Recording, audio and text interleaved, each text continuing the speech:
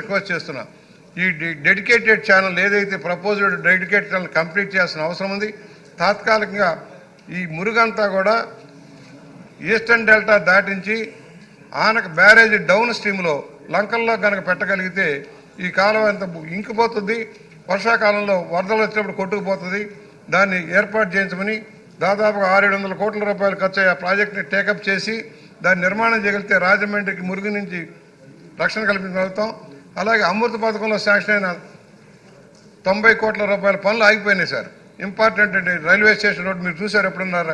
Railway స్టేషన్కి వెళ్ళాలంటే వర్షాకాలంలో నిలువెత్తు నీళ్ళల్లో వెళ్లాల్సిన పరిస్థితి వస్తుంది.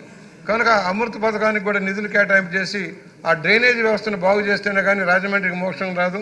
దాని మీద మున్సిపల్ శాఖ ప్రత్యేక శ్రద్ధ పెట్టాలని నేను డిమాండ్ చేస్తా ఉన్నాను. నెలమల విజయశ్రీ. అధ్యక్ష, సంబంధిత సభ్యులు బుచ్చి చౌదరి గారు చెప్పిన విషయాన్ని నోట్ చేసుకున్నాం.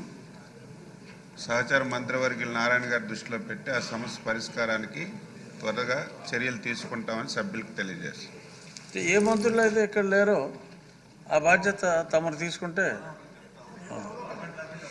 నెలమల విజయశ్రీ. ధన్యవాదాలు అధ్యక్ష.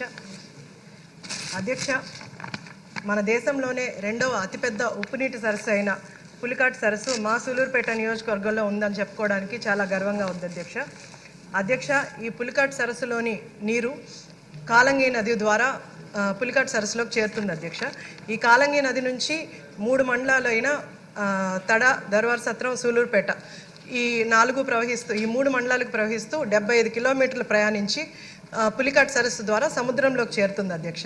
కానీ ఈ సముద్రం ఆటపోట్ల వల్ల పులికాట్ సరస్సులోని ఉన్న నీరు పులికాట్ సరస్సు నుంచి కాలంగి నదిలోకి ఉప్పు నీరు చేరడం వల్ల ఆ కాలంగి నదిలో మంచినీరు కూడా ఉప్పు నీరుగా మారిపోతుంది అధ్యక్ష.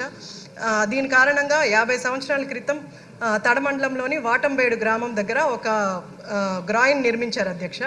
కానీ 2015లో వచ్చిన వరదల కారణంగా ఆ గ్రాయిన్ మొత్తం ధ్వంసం అయిపోయింది అధ్యక్ష. నాటి నుంచి నేటి వరకు 10 సంవత్సరాలు అయింది. ఇప్పటి వరకు అక్కడ మంచినీరు ఉప్పు నీరుగా మారుతూ భూగర్భ జలాలు సైతం మొత్తం ఉప్పు నీటిగా మారిపోతుంది అధ్యక్ష. దీనివల్ల మా నియోజకవర్గంలో సూలూరుపేట మున్సిపాలిటీ అలాగే చుట్టుపక్కల ఉన్న గ్రామాలంతా కూడా ఆల్మోస్ట్ 30,000 మంది వరకు సాగునీటికి చాలా ఇబ్బందులు పడుతున్నారు అధ్యక్ష. కాబట్టి ఈ మా వాటంబేడు గ్రామం దగ్గర తడమండలంలో ఒక చెక్ డ్యామ్ని నిర్మిస్తే ఈ ఉప్పు నీరు మంచినీరుగా మారకుండా అలాగే భూగర్భ జలాలు కూడా 10 కిలోమీటర్ల వరకు మనకు బోర్లు వేసినప్పుడు కూడా మంచినీరే వచ్చి మా సూలూరుపేట నియోజకవర్గ ప్రజలకు తాగునీటికి సాగునీటికి కొంచెం హెల్ప్ అవుతుంది అధ్యక్ష. కాబట్టి ఇరిగేషన్ మంత్రి గారిని నేను కోరుకునేది ఆ చెక్ డ్యామ్ కోసం కొంచెం అనుమతులు ఇస్తూ అలాగే కొంచెం ఫండ్ కూడా రిలీజ్ చేస్తే మా సూలూరుపేట నియోజకవర్గంలో తాగునీటికి ఎలాంటి ఇబ్బంది లేకుండా ఉంటుందని మీ ద్వారా మంత్రి గారిని కోరుతున్నాను అధ్యక్ష. ధన్యవాదాలు. సభ్యురాలు చెప్పిన నోట్ చేసుకున్నాము. ఖచ్చితంగా సంబంధిత శాఖ మంత్రి గారికి తెలియజేస్తామని. పులపర్తి నాని గారు.